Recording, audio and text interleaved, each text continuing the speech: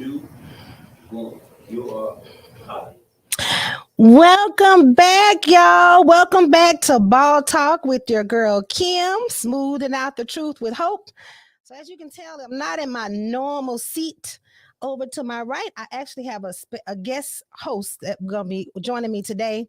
But this show is gonna be a little bit different, got a little twist to it. So I wanted to first start out, as always, I want to bring some awareness to what's going on around in this world here. And every month seems to be my thing where I do some research and dig about different topics and different awarenesses of different diseases or whatever it is. Support the cause, okay? Because I'm sure some of us at some point our folks are dealing with it, right? So this month of November is the COVID awareness, or it stands for chronic obstruction pulmonary disease, or COPD.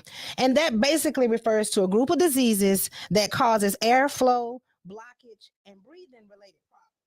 So if you hear anybody that has congested heart failure, they're constantly coughing, their lungs, anything dealing with their lungs, anything that causes the air blockage, all of that is a part of COPD. Some of the causes is smoking, fumes, chemicals, dust, air pollution, and also they trying to tie it into a little bit of genetics, but we don't really know. The research is still going on. So if you know of anybody that's dealing with that or focused on that, just please go get help. There are great resources out there. One, the actual foundation itself is copdfoundation.org. You can visit also the www.cdc.gov and the National Heart, Lung, and Disease Blood Institute as well. We give great information and resources about it. So with moving right along, I got that out the way. I wanted to, as always, start out with the motivational quote that's also written by me. This one today in particular is Lily entry number 324. And it strictly says, love yourself more by accepting that you are different and not depend on others to validate you.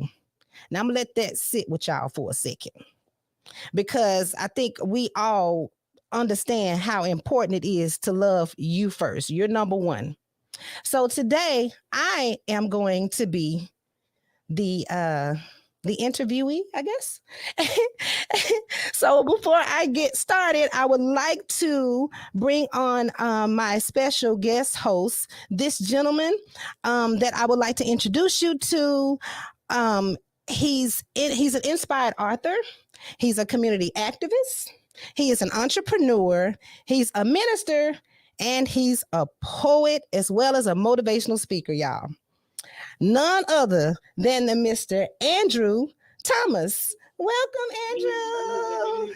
Yes. And he's joining me live from New Orleans, y'all. I had to get him, I had to bring him in. I got to let him bring him in. So he's going to conduct the interview today to kind of give you guys an idea of who I am, what I'm about, what I do, where I'm from, all that good stuff. So I'm going to pass the mic, Mr. Andrew. Good evening, everyone. I hope everyone is doing well out there this evening.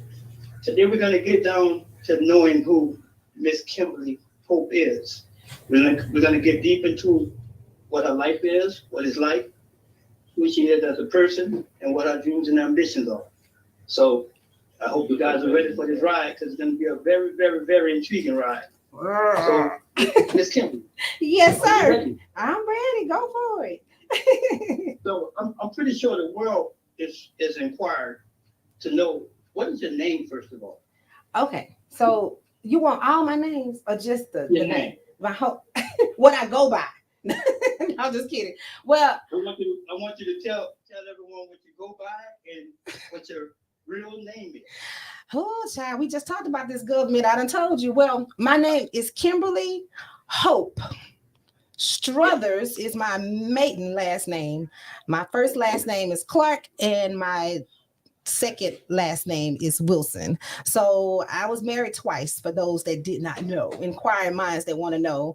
And of course, that ended in a divorce. And I remarried, and now I am a widow. Unfortunately, my husband passed away. So that's my name. That's the name. Okay. Okay. Yeah. So I'm pretty sure the world would like to know where exactly are you from?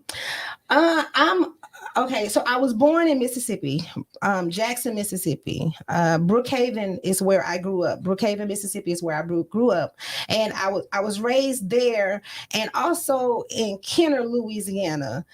I don't even want to get into all that, but it's a long story. To make a long story short, I became a ward of 2 states, y'all. It's crazy. So I went to elementary school in Mississippi, and then the rest of my elementary, I ended up moving or relocating to Kenner, Louisiana.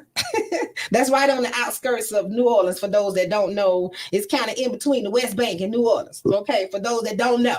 Okay, so my roots are deeply into Louisiana. So from middle school to from the second part of elementary into middle school, that's Louisiana, and then I went to junior high, the last part of junior high, all the way through high school in Mississippi. And then when I graduated, I moved back to Louisiana, where I attended Xavier University and the University of New Orleans.